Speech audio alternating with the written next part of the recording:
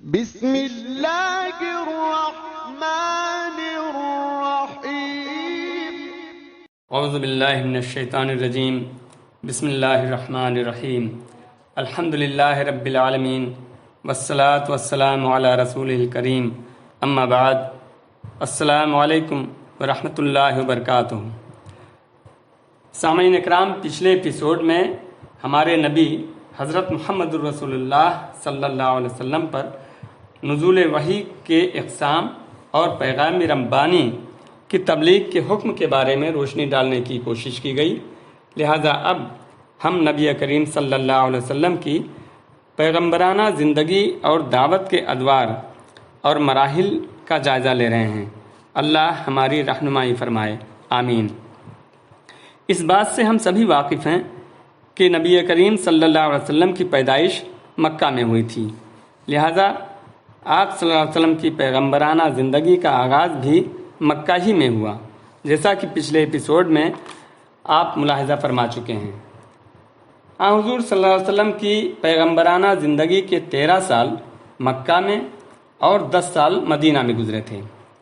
مکی زندگی 3 مرحلوں پر مشتمل تھی، جس میں پہلا مرحلہ 3 برس کا تھا، جس میں پس پردہ دعوت کا کام ہوتا رہا۔ دوسرا مرحلہ اہل مکہ میں کھلم کھلا دعوت و تبلیغ، یہ چوتھے سال نبوت کے آغاز سے 10ویں سال کے اواخر تک رہا۔ تیسرا مرحلہ مکہ کے باہر اسلام کی دعوت کی مقبولیت اور پھیلاؤ، یہ 10ویں سال نبوت کے اواخر سے ہجرت مدینہ تک رہا۔ مدنی زندگی کے مراحل کی تفصیل انشاءاللہ آگے اپنی جگہ پر آئے گی۔ چونکہ مکہ دین عرب کا مرکز تھا، یہاں کعبہ کے پاسبان بھی تھے اور ان بتوں کے نگہبان بھی جنہیں پورا عرب احترام کی نظر سے دیکھتا تھا، اس لیے مکہ میں مقصد اصلاح زیادہ دشوار تھی۔ اس کیفیت کے پیش نظر حکمت کا تقاضا یہ تھا کہ پہلے دعوت و تبلیغ کا کام پس پردہ انجام دیا جائے۔ یہ بالکل فطری بات تھی کہ رسول اللہ صلی اللہ علیہ وسلم نے سب سے پہلے ان لوگوں پر اسلام پیش کیا جن سے آپ صلی اللہ علیہ وسلم کا سب سے گہرا تعلق تھا، یعنی اپنے گھر کے لوگوں اور دوستوں پر۔ چنانچہ آپ نے جنہیں اسلام کی دعوت دی، ان میں سے ایک ایسی جماعت تھی جس نے کبھی بھی رسول اللہ صلی اللہ علیہ وسلم کی عظمت اور سچائی پر شبہ نہیں کیا تھا۔ انہوں نے آپ کی دعوت پہلے ہی دن قبول کر لی تھی۔ یہ لوگ اسلامی تاریخ میں سابقین اولین کے طور پر مشہور ہیں۔ ان میں سر فہرست آپ کی بیوی ام المومنین حضرت خدیجہ رضی اللہ تعالیٰ عنہ، آپ کے آزاد کردہ غلام حضرت زید بن حارثہ بن شرجیل کلبی، آپ کے چچیرے بھائی حضرت علی رضی اللہ تعالیٰ عنہ بن ابی طالب، جو ابھی بچہ تھے اور ان کی عمر ابھی 13 سال تھی اور آپ کے زیر کفالت تھے، اور آپ صلی اللہ علیہ وسلم کے دوست حضرت ابو بکر صدیق رضی اللہ تعالیٰ عنہ۔ یہ سب کے سب پہلے ہی دن مسلمان ہو گئے تھے۔ پروفیسر مسعود الحسن نے ہسٹری آف اسلام میں اس بات کا بھی ذکر کیا ہے کہ جب حضرت خدیجہ رضی اللہ تعالیٰ عنہ نے حضرت محمد صلی اللہ علیہ وسلم سے شادی کی تھی، اس وقت ان کو اس بات کا اندازہ تھا کہ حضرت محمد اللہ کے پیغمبر ہونے والے ہیں، اور اب وہ اندازہ یقین میں بدل گیا، کیونکہ آپ صلی اللہ علیہ وسلم پر وحی نازل ہو چکی تھی۔ حضرت خدیجہ بہت خوش تھیں، اسی لیے انہوں نے فوراً آپ صلی اللہ علیہ وسلم کو اللہ کا نبی ہونا تسلیم کر لیا اور ایمان لے آئیں۔ حضرت خدیجہ رضی اللہ تعالیٰ عنہ دنیا کی پہلی انسان ہیں جنہوں نے سب سے پہلے اسلام قبول کیا۔ حضرت ابو بکر صدیق رضی اللہ تعالیٰ عنہ کے اسلام قبول کرنے کے بعد دعوت و تبلیغ کی سرگرمی میں تیزی آ گئی۔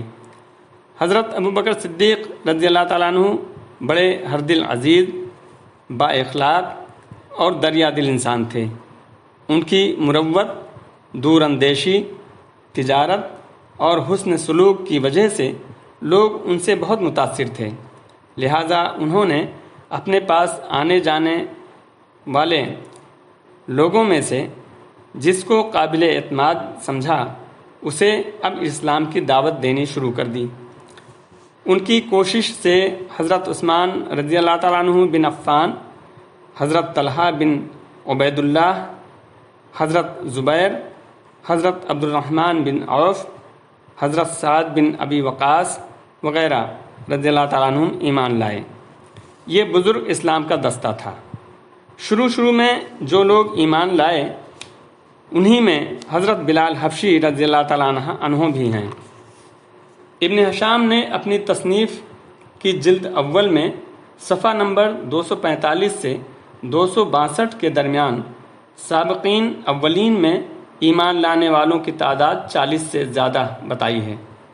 ابن اسحاق کا بیان ہے کہ اس کے بعد مرد اور عورتیں اسلام میں جماعت در جماعت داخل ہوئے اور مکہ میں اسلام کا ذکر پھیل گیا اور لوگوں میں اس کا چرچہ عام ہو گیا۔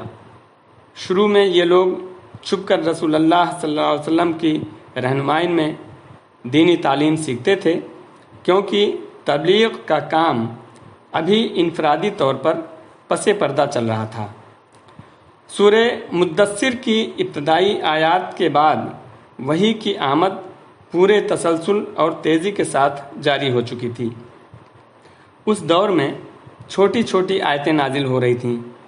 ان آیتوں میں تزکیہ نفس کی خوبیاں اور آلائش دنیا میں لت پت ہونے کی برائیاں بیان کی جاتی تھیں، اور جنت اور جہنم کا نقشہ اس طرح کھینچا جاتا تھا کہ گویا وہ آنکھوں کے سامنے ہیں۔ یہ آیتیں اہل ایمان کو اس وقت کے انسانی معاشرے سے بالکل الگ ایک دوسری ہی فضا کی سیر کراتی تھیں۔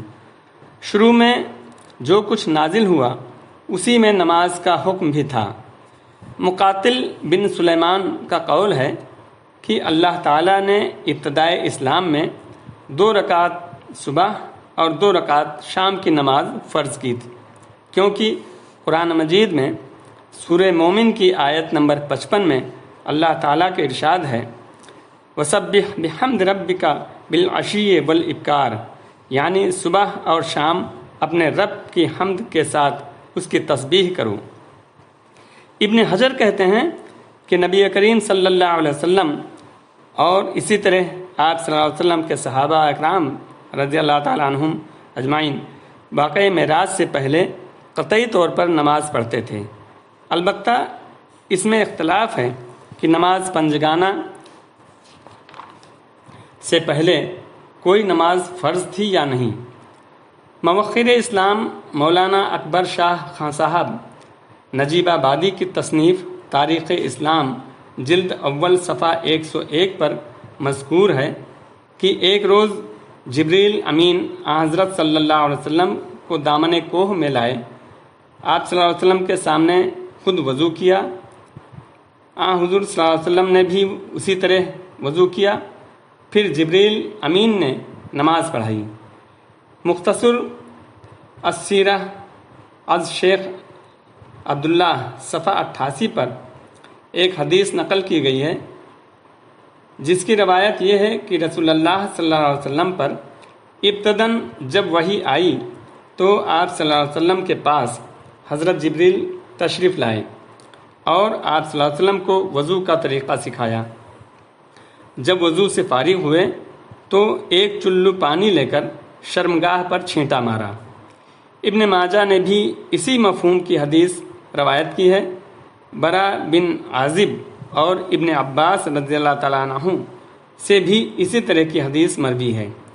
ابن عباس رضی اللہ تعالیٰ عنہ کی حدیث میں یہ بھی مذکور ہے کہ یہ نماز اولین فرائض میں سے تھی۔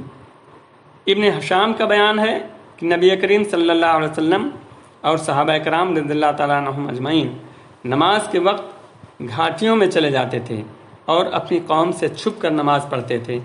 ایک بار ابو طالب نے نبی کریم صلی اللہ علیہ وسلم اور حضرت علی رضی اللہ تعالیٰ عنہ کو نماز پڑھتے دیکھ لیا۔ پوچھا یہ کیا ہے؟ اور جب حقیقت معلوم ہوئی تو کہا اس پر برقرار رہیں۔ 3 سال تک تبلیغ کا کام خفیہ اور انفرادی رہا، اور اس دوران اہل ایمان کی ایک جماعت تیار ہو گئی جو اللہ تعالیٰ کا پیغام لوگوں تک پہنچاتی رہی۔ اگلے ایپیسوڈ میں انشاءاللہ کھلی تبلیغ اور اظہار دعوت کے پہلے حکم پر روشنی ڈالنے کی کوشش ہوگی۔ اللہ ہمیں توفیق عطا فرمائے، آمین۔ وصلی اللہ علیہ وآلہ وصحبہ وبارک وسلم۔ السلام علیکم ورحمۃ اللہ وبرکاتہ۔